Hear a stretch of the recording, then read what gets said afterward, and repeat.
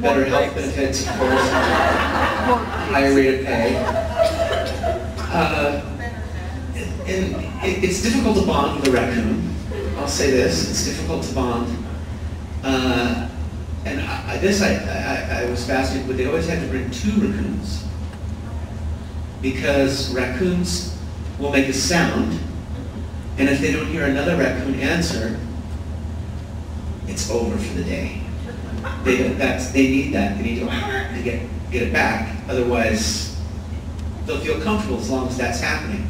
So there would be other raccoons there whose job was just to hang out and answer. So, yeah, a raccoon went on strike and came with an entourage. The essence of what I'm saying. He should have his own HBO series. You know? But I love working with the animal. I always like working with animals. The raccoons aren't as, with dogs and horses, and some other animals as well, they know what they're doing. They know they're performing. And they really, really enjoy it. I've worked with dogs and once a horse where we had to do like another take because it went very quickly and the animal was all geared up and, you know, wanted another take. Like every other second-rate diva in Hollywood. But because they're animals, you sort of do it again because it's cute, you know, they're all cranked up and they want to do it again. So I've done it again a couple of times just because the dogs in particular will really, really love to perform. And the whole thing, they get a special rug and they get, you know, so they're pretty much just like actors. You give them a nice place to lay down and a snack. And they just want to do that every day.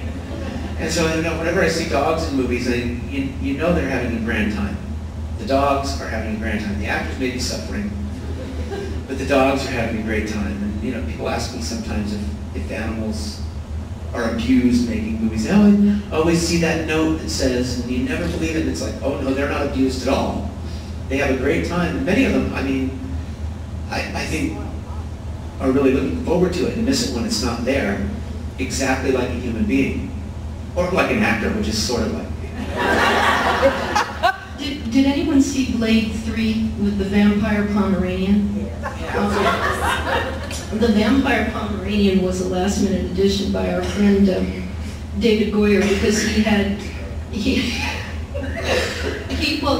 brought the trainer in with the 2 Mastiffs, which were going to be vampires, and they were working out so well that he asked the trainer, "Do you have any other dogs?" And well, we have this little Pomeranian. And David said, "Fine, bring the Pomeranian in. Let's see what you do." So the Pomeranian turned out to be so cute and knew its lines so well that he said, "Oh yeah, okay, we're going to ride the Pomeranian in." So when the guy wakes up, the first thing he sees is the Vampire Pomeranian. And he said all those lines were improvised. The guy just reacted to the dog. But when the time comes for all 3 dogs to go sliding off the ledge and down about, 18 floors, actually what that was, and this is by way of explaining how very, very carefully animals are treated on sets, the Mastiffs and the Vampire Pomeranian go off the ledge because there was an invisible, almost like cheesecloth underneath them that was pulled by the trainer, and this motive sort of gave the dog the extra momentum to go over the ledge, and just 3 feet down was this big pillow that they all landed on. And David Goyer says that the Pomeranian enjoyed it so much it jumped back up. Wanted to do the trick. Wanted another take. It's the first movie and it's wanting another take. That's exactly it. They really do. They love it. And I never got the sense though that like Arthur loved doing it like a dog does. But raccoons are frequently mean. Almost went for David Clinton, and because David got kind of, he was playing Cullen and he was having none of that raccoon. And that was a real acting moment because there was a second there where I thought, 2 actors named David killed her in Mars Studios. 30-pound raccoon. Well, he's trained, isn't he? He could train a raccoon. Don't piss off the raccoon. He was generally following grapes and stuff, you know. He always had a great time on set. They originally wanted him to be a ferret. They're very, very fast, but you know, they train pretty well. And a ferret will stay on your shoulder and in your pocket. And I really wanted to be a ferret, but you know what? Ferrets are not legal as pets in New York. And apparently the network was all like, yeah about it. And subsequently, of course, I found these fancy ferrets who have attended conventions and never run anywhere. Yes, Annie Bedlock, who I still email and is doing well, by the way, if anybody cares. And I always wish they'd done a ferret, because the ferret could have been more part of Mouse's character and more on my body and everything. Plus, I was a lot less frightened of ferrets. Because I've known a few. I used to, what was that boy's name? Christopher Atkins.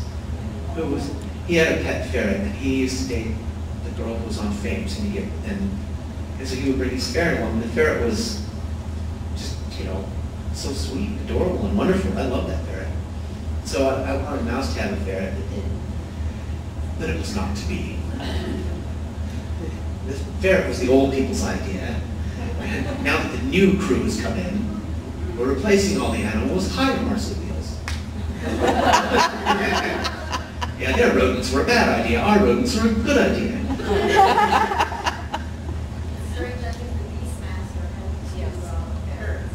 The Beastmaster, that might have been why they decided. I don't know. You know, I really don't know the reason that they chose, but I wish they would. That's the truth. Whether it's a ferret or the F word. You can do in movies what you can't do in TV, but not anymore. Now they do everything they want on television.